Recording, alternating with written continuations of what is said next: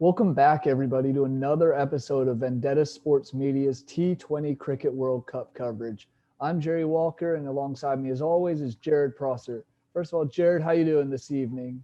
Or this morning, now, I guess. Yeah, no, just gone past midnight here, and I am sore. I'm feeling all of my 44 years today. As we mentioned off air, I went and did some lap swimming for the first time in months yesterday while my youngest was at his swimming lesson. And if there's anything that can find muscles that you've forgotten about, it's swimming. Followed that up with 4 hours of basketball training tonight, and yeah, my body's done. I feel old today, mate. That's fair. It'll happen to all of us at some point. But yeah, I think we should hop in. We got some exciting matches to go, so it's some interesting stuff. We almost know the semifinal teams, with most teams, all but South Africa and Pakistan, having one match left.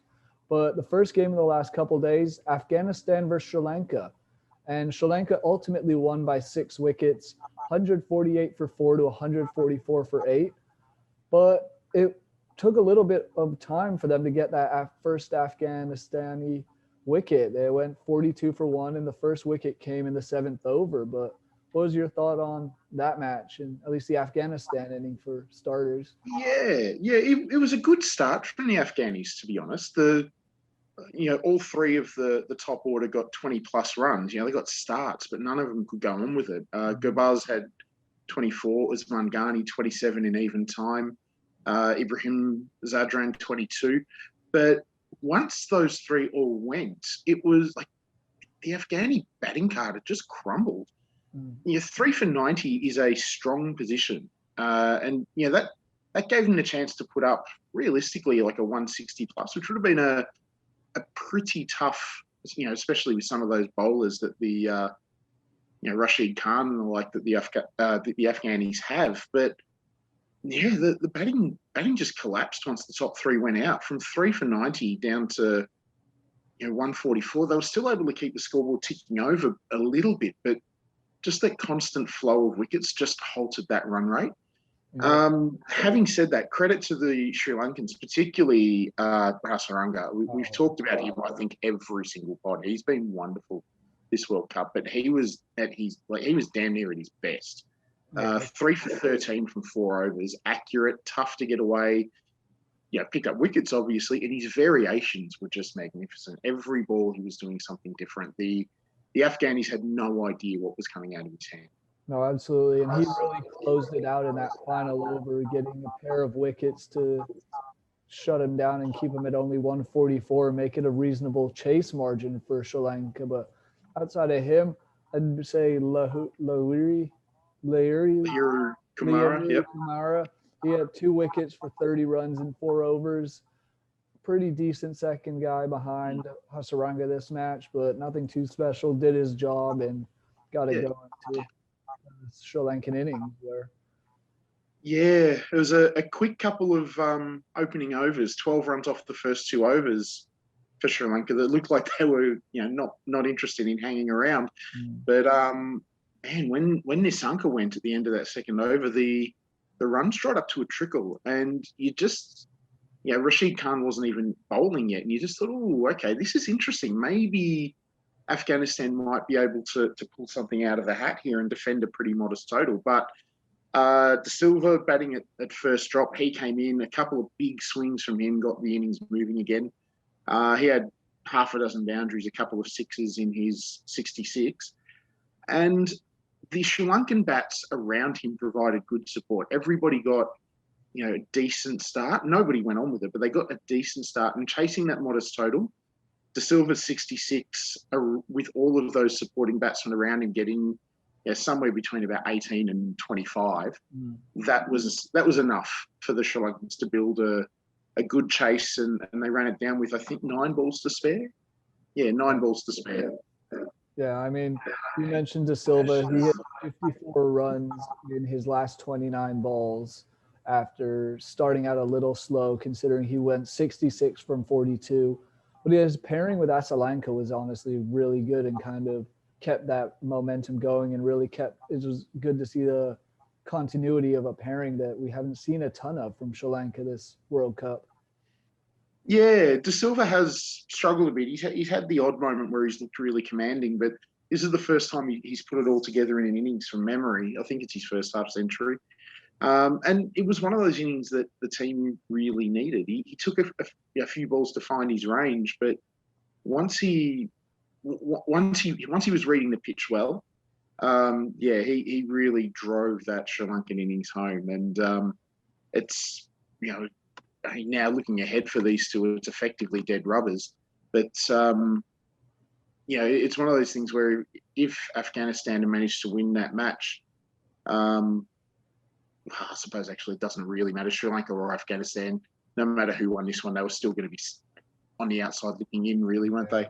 Yeah, it would have been tough to make it in. But I do want to mention that in the power play, Afghanistan's bowling only allowed 28 runs in those 6 overs. And in the 3rd over, they gave up no runs at all. It showed it was a strong start, and like the batting side, and then it kind of just crumbled down the stretch. Yeah, maiden overs are so rare in T20 cricket. Especially if you can get one in the power play where the field is in, you've got fielding restrictions in place. Generally, you'll get one that'll pierce the field and go to a boundary, or you can just hit out over the top and get a bit lucky. But yeah, it really was a strong, as you mentioned, Jerry, a strong opening to both the batting and the bowling from the Afghanis. But yeah, Sri Lanka, they did enough. They batted well after the power play, and when Sri Lanka batted, I think it was more. When Sri Lanka bowled, it was more the Afghan batting that collapsed more than the bowling. With due credit still to Hasaranga. Yeah. I mean, looking ahead of those two, Sri Lanka plays England, Afghanistan versus Australia. If somehow Afghanistan, I highly doubt they'll beat Australia. But if they do and Sri Lanka beats England, we'll suddenly see Sri Lanka hop up into that second semifinal spot, which would be rather surprising. So it's not out of the realm of possibility that they can still advance to the semis. And that would be them coming from the preliminary rounds as well. Remember, they weren't an automatic qualifier for the Super 12. So that would be and they did start the tournament badly as well in the preliminary rounds, back at the start of October. So it's, or mid-October, I should say. Yeah, if they can do that, and as you said, Jerry, it's very much an outside chance. It's, they've got to win and they've got to have Afghanistan beat Australia. But yeah, if they can do it, man, that'd be some story. It really would be. But we'll look ahead to the team Sri Lanka's playing, England and New Zealand. And it was a massive win for England to keep the semifinal hopes alive, really. England ended up winning by 20 runs, going 179 for 6 to 159 for 6. But it was really that opening pairing of Joss Buttler and Alex Hales, which almost came to an end really early, with Buttler popping a ball over, Kane Williamson making a diving attempt at a catch. Looked like Looked like he had secured it, but it bobbled when he hit the ground. Would have been Buttler out for 8 runs, but he ended up finishing with 73 runs from 47 balls. It was just a solid start for those openers. Yeah, this one looked like it was a clear plan from the English opening pair.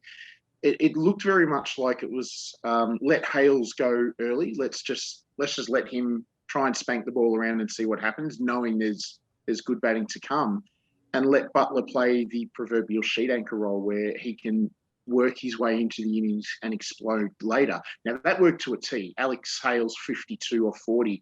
And as you mentioned, Buttler 73 or 47.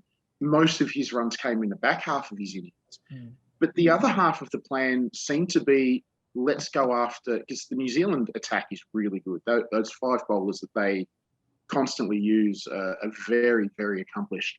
But the plan seemed to be, let's go after the quicks.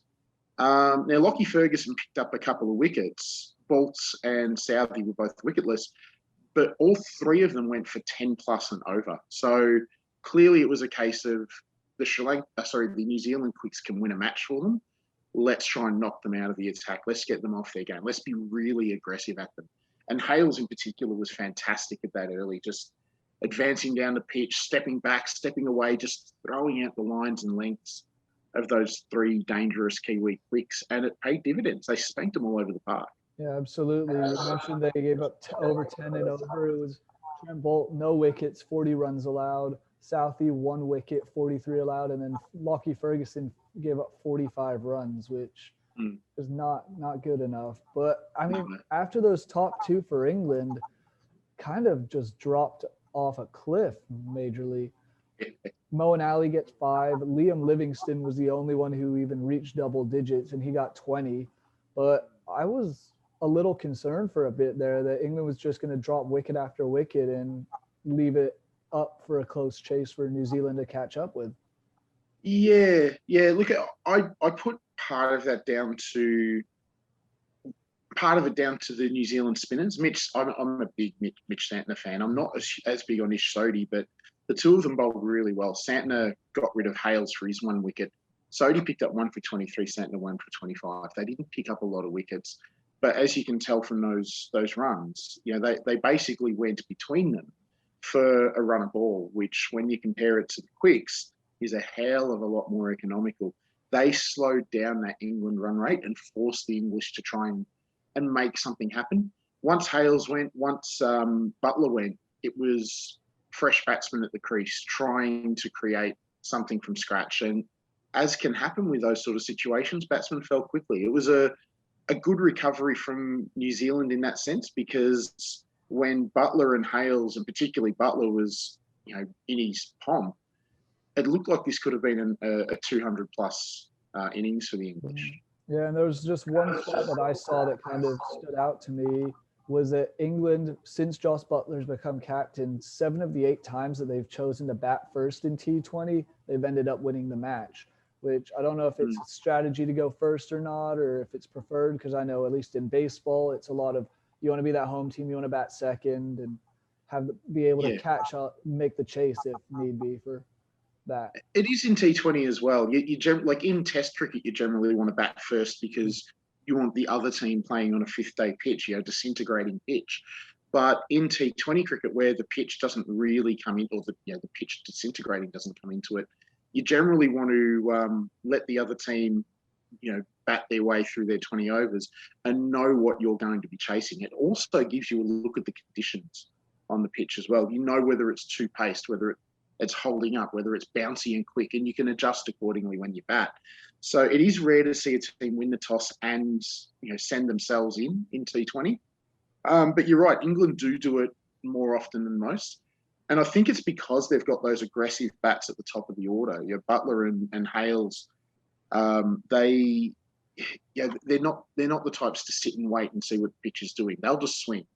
And if they're on, you get nights like they had against New Zealand yesterday. Yeah, absolutely. And then, I mean, as far as New Zealand's inning goes, it was a kind of a rough start. Both Finn Allen and Devon Conway, the openers, were out within the first 5 overs. And it was looking not overly great, 2 for 28 at that point. But then the pairing of Kane Williamson and Glenn Phillips took off. And ultimately, when Williamson fell in the 15th over, they made it from 2 for 28 to 3 for 119 and completely brought New Zealand back into this match. Yeah, they did. And look, I think as much as New Zealand got well held in this one, that's because of the English bowling performance. Led by Sam Curran, the lefty was magnificent. Pace, bounce, swung it both ways, constantly troubled the Kiwis. He bowled 2 overs at the start, 2 overs at the death. Picked up Finn Allen early, just before, he was starting to look like he was getting a grasp of the innings. And then Curran got him. And then he got Phillips late, which pretty much ended the Kiwi resistance. Chris Wokes, 2 for 33. He's very enigmatic. I'm not a huge Chris Wokes fan. He was expensive, but he was aggressive. He picked up 2 wickets. And that contributed to that slow start from Conway and Allen, who are very, very dangerous as an opening pair. But you mentioned Williamson and Phillips. Williamson, it was almost an Aaron Finch-ish innings. He looked really scratchy, but it was a brave innings. He fought, he protected his wicket, he kept the run rate going as much as he could, and he ceded control of the innings to Glenn Phillips, who continued his fine form from the other night. 62 off 36, 4 fours, 3 sixes. he really tried in vain to bring this run chase under control. But Williamson aside, he just didn't have the support. Once Williamson went, I like the move of bringing Jimmy Neesham up the order. He's a great Twitter follow. He's probably the best Twitter follow in world cricket for mine. Okay. Funny and biting and engaging, and he seems like a lovely bloke.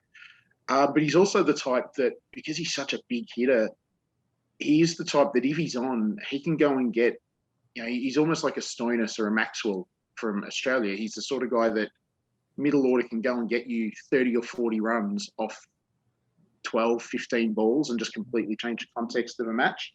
Alas, in this one, he came in, belted a boundary, and then got out. That happens. But once Phillips got caught out by Chris Jordan in the deep, it was effectively all over.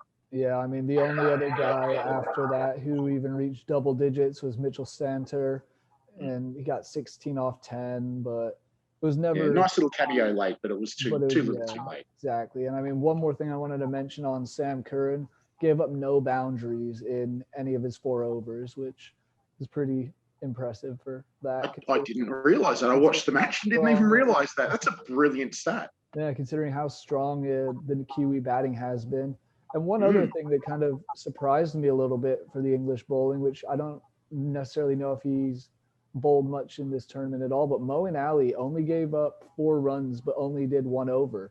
I feel like we might have a bit more from him after that over. I was surprised he only bowled the 1 over, but having said that, the pacemen just seemed to, like, they really had the Kiwis, Phillips aside, they had the Kiwis pretty well tied down. So I think it was a case of, like Williamson in particular, he's very good against spin. So it might have been a case of he's struggling against the pacemen. Let's not give him a chance to break the shackles. Absolutely. And now up next for these two, England, like we mentioned, is playing Sri Lanka. New Zealand plays Ireland. If the Kiwis win, they're automatically through to the semifinal. And if England wins, they need a little bit of help. They just can't really have Australia go and win by hundreds of runs against Afghanistan, but it'd be an almost certain that it'd be England. If both teams win, it'd be England and New Zealand going to the semifinals. Yeah. If England get a tight win and Australia against Afghanistan, I think they need to win by like 70 or 80 runs or something like that. Like, I don't know the exact math, but I've seen that put out there by much smarter people than me. So ultimately, I think the biggest jeopardy with this group now is New Zealand and the Irish. If New Zealand let their guard down and have a bit of a nightmare against Ireland, who are playing their last match, they're going to want to go out in a blaze of glory, as much as they've gotten their big scalp by beating England. Now, if they do that, you would expect Australia and England to win. And New Zealand, who have dominated this group up until this stage, and are still on top by a monstrous net run rate. There is a chance that they could fall to third and miss the semi-finals, which would be a disaster considering the tournament they've had so far. Yeah, it would just be absolutely brutal for them, and considering that they were lost in the finals last time around and to Australia nonetheless, and it was kind of, they were trying to get that redemption tour almost in a way of get back, go to their Australia and win it. But we'll move on to the next game in Group 2 action, Netherlands versus Zimbabwe. Netherlands won by 5 wickets, 120 for 5 to 117. This really wasn't the most exciting game. Sean Williams I was happy though. The Dutch got their win. Yeah, absolutely. That was great. I even stayed up and watched this whole match. So I was quite pleased for the Dutch with this one.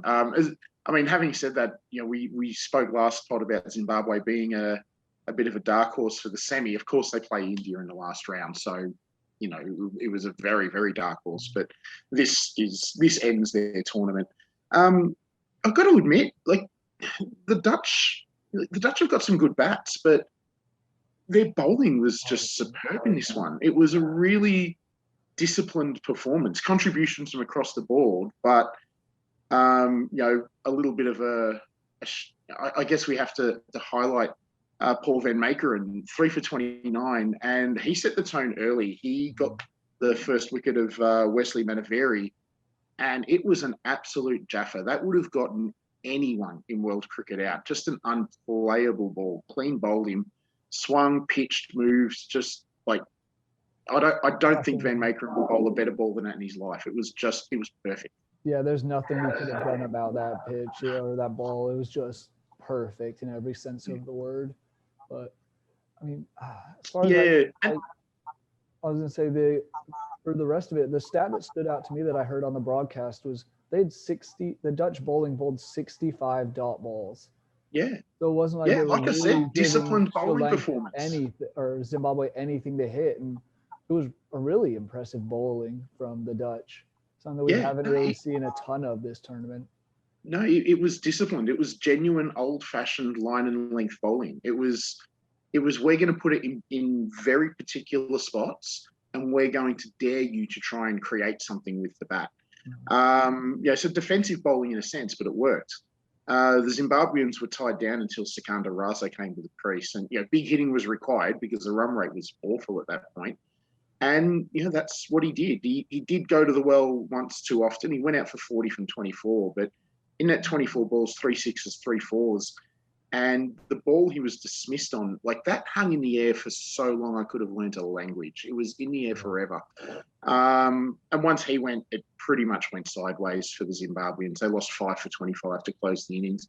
I mentioned Van Meekeren 3 for 29, but Logan van Beek, Bastelader, who was returning from injury and had the little, the cut under the eye still showing, and Brandon Glover all picked up 2 apiece. So not only was it disciplined bowling across the board, there was good contributions in the wicket column across the board. It was an excellent Dutch bowling performance. Absolutely. And I mean, Glover made an over in that fourth, or no runs, getting a wicket. And it's kind of just the theme of the entire match. The only other help for Zimbabwe, apart from Raza, was Sean Williams, finished with 28 from 20, I believe. Yep. 28 from 23. But after that, it was, as far as New Zealand's batting went, or the Netherlands batting, it was really the Max O'Dowd and Tom Cooper show. Yeah. This was a professional effort from the Dutch. The bowlers gave them a very achievable target to chase. And I felt like the Dutch were just sort of pacing themselves. They weren't being too foolish, trying to go too hard and lose wickets. And when that required run rate got a little too close to the bone, they always seemed to have an acceleration in them. They scored 10 runs in the 6th over. They scored 14 and 10 back-to-back in the 10th and 11th over. And the killer was a 17-run 15th over. It just seemed like the Dutch always had an answer. They just eased themselves in. And when it got close, they were able to just, keep the Zimbabwean bowlers at arm's length. I thought the Zimbabwean quicks bowled pretty well, but ultimately, I just felt like the Dutch had this one under control. You mentioned O'Dowd, another really good innings from O'Dowd and his luscious locks, 52 off 47. It seemed to be either a boundary or a dot with him. Out of that 52, 38 of them came in boundaries and sixes. So he was either just, dead batting it or going for the boundary. But it worked. It was a well-managed inning. Absolutely. I would just want to mention on the Zimbabwe bowling side, Richard Ngava, 2 wickets, 18 runs allowed in his 4 overs. And then Blessing Muzarabani, 2 wickets, 23 runs allowed in 4. But after that, it was nothing super special. They kept him on low runs, but Chitara was economical. Didn't pick up a wicket, but didn't concede a lot either. But ultimately, I feel that this was like the Zimbabweans bowled reasonably well, but I felt like this was more the Dutch just had this one in their grasp the whole time. It was from the undoubted minnows of the group. Not only was it a performance of considerable skill, particularly with the ball, but it was a very professional and disciplined performance as well. Any side in world cricket would be happy to play a match like that. As much as it wasn't exciting, it got the job done. Yeah, and it was close enough. It was a close match that made it a little bit interesting at times as well. But both teams are, I think, eliminated from any chances at moving on to the semifinals. So the last 2 matches kind of irrelevant for them, at least. Very important for the teams they play. Netherlands versus South Africa and Zimbabwe versus India. we could see any sort of upset, that would turn the tables on Group 2 completely, but I don't see it Yeah. really happening. No, I can't see it happening either. These have been the two best teams in the group by far, and I can see it keeping that way.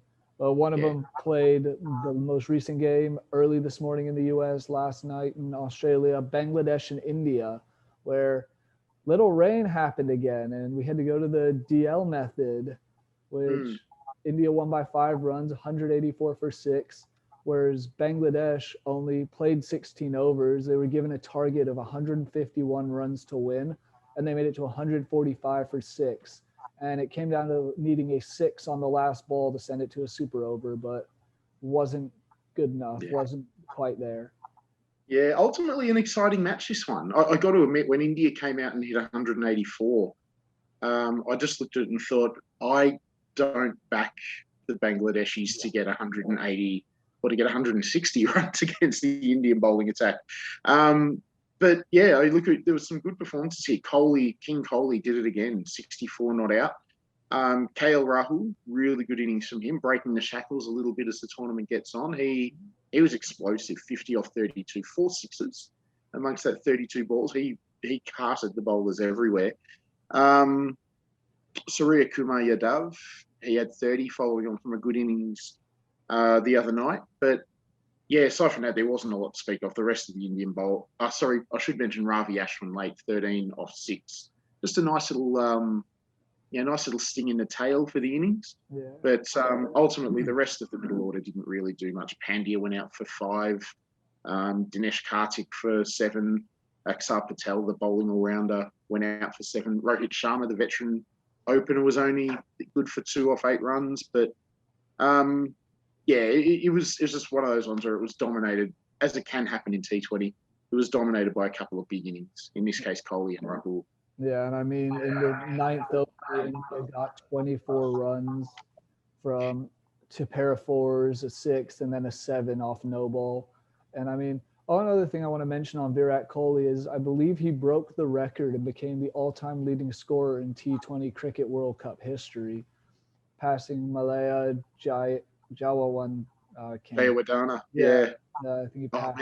I loved watching Mahela Jayawadana play. He was great. I'm almost sad that he doesn't have the record anymore, but geez, if there's someone who deserves it, it's Kohli. He's a polarizing figure. Let's not dodge that. He's a polarizing figure, particularly in Australia.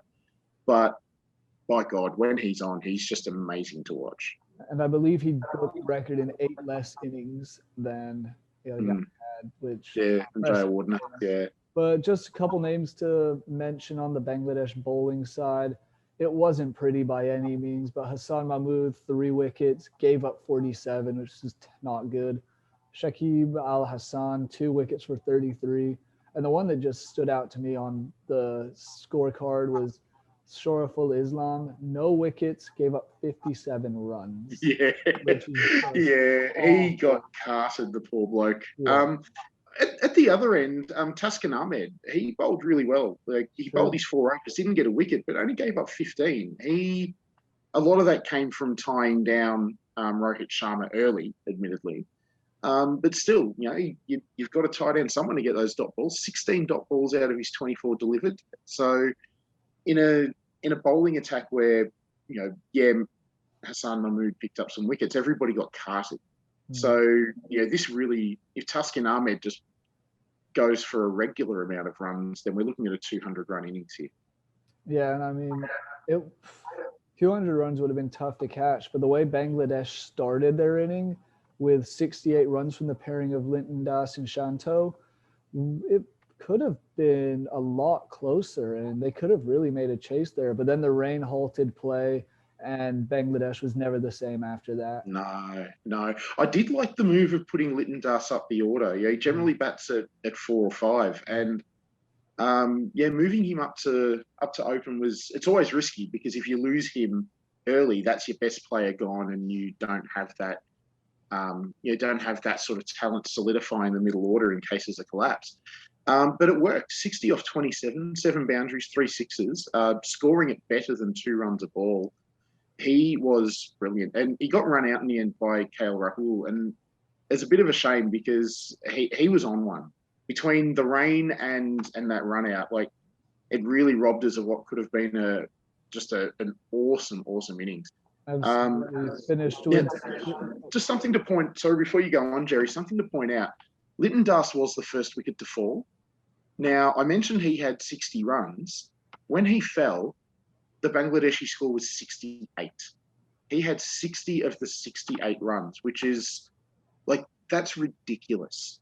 It's just absurd to score that many of your team's runs. Yeah, and I mean, it just showed that it was just him, but it was a lot of boundaries. He made those 60 off 27 balls, 7 fours, 3 sixes, and was kind of the best player for Bangladesh it was by brilliant. miles. It was outstanding. That's one of the best innings I've seen this tournament. It was so entertaining to watch.